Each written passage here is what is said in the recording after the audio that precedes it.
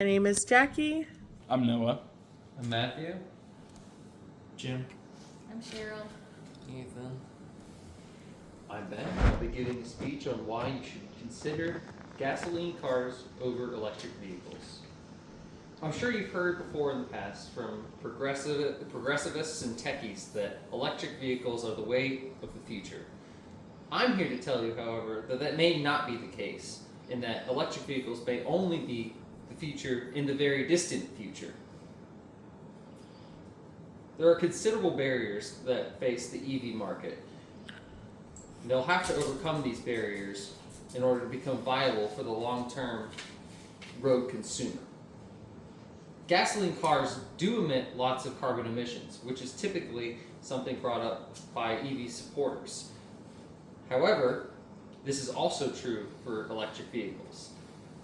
Batteries, in order to produce them, emit carbon dioxide, carbon monoxide, and hydrogen fluoride, and they're built up on lithium, cobalt, and nickel. Mining these materials can be devastating for local environments, especially in areas that have lower regulations for these larger companies to come in and push their way around. Big EV companies like Tesla offer recycling programs for the batteries in their cars. However, this recycling only works for however many Tesla vehicles are returned to the facilities and are given to the services that Tesla provides. Imagine what damage a Tesla battery could do if thrown into the ocean and forgotten about for ages. It's true that Tesla and other electric companies are other electric cars are less likely to need a repair. This is because electric cars use far less moving parts than a mechanical car might.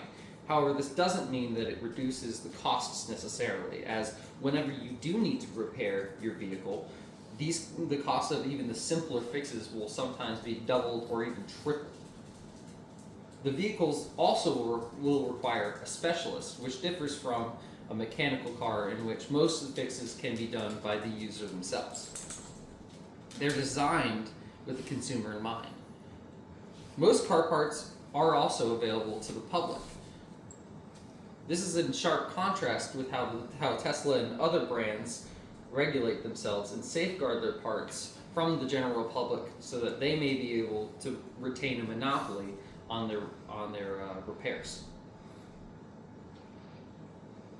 They force you to visit a tech and take even more time out of your schedule.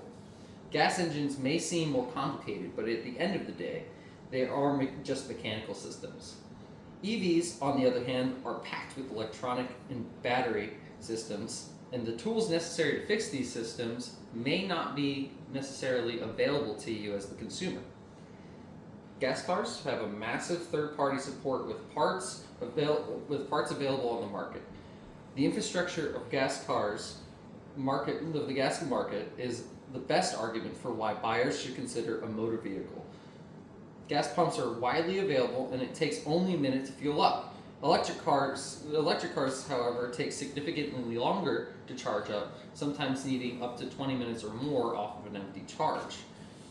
Speaking of which, driving an EV could actually limit the routes in which you're free to access, as you will need to design routes that incorporate the electric charging stations that are necessary to keep the electric vehicles running. This could limit you on how far out from the beaten path you can really drive out. You could also find yourself running the battery much lower than you might find yourself running a car using gas. The EV market needs to make considerable changes to be viable long term. Chiefly, there simply isn't enough charging stations out there for everyone to comfortably charge their cars, and commute. The recycling system also needs to be improved. As it stands, less than half the materials in a battery are recycled during the process of breaking the battery itself down. EV cars have a lot of potential for the future, but it's just that for now.